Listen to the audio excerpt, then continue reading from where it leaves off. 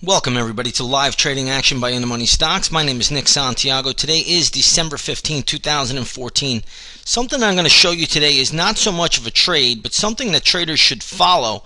And if you're a day trader out there, you really want to follow this chart. And this chart right now that I'm going to show you is the chart of the dollar yen. And what you're going to notice is when this chart goes down or declines, so does the major stock indexes like the S&P 500, the Dow Jones, the Russell 2000, and the Nasdaq. Most of the time we follow the S&P most closely, but you're going to notice that all of the major indexes will decline when this chart goes down. Just take a look at this for a moment, and you're going to see when the market opened up today, it topped out. Basically, the dollar yen topped out right around here, and then you could just see how it slowly declined. But look at the spiders today, and if I show you the spider chart, and we're just going to link that up, and you're going to take a look here at the spiders, you're going to see the exact. Let's get that link. There we go. So if you take a look at the spiders here, you're going to see the exact type of action. I'll move this over to East Coast time, but you're going to see that the market rolled right over. Now, when the dollar yen, if and when it does get a bounce, so should the spiders. The market is following what we call this yen carry trade. You're not going to hear this really on CNBC. Very, very few people I have heard even discuss it over the past year, but the market has closely followed this currency pair.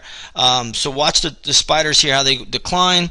Then you just go back. You can take a look at the dollar yen chart. You can see how that has declined. And again, as long as the dollar yen falls, the spiders will fall. If the dollar yen now starts to catch a bid right here, there's not a part of me that thinks that the spiders won't begin to catch a bid as well. So again, this chart is very, very correlated to the market. In fact, the market is following the dollar yen chart. So if you're trading something like the spiders or even something like the Russell 2000, the IWM, you should be and must be looking at the US dollar versus the Japanese yen chart. If you're not, then you're really doing yourself an injustice, because that's what's moving markets at this point in time.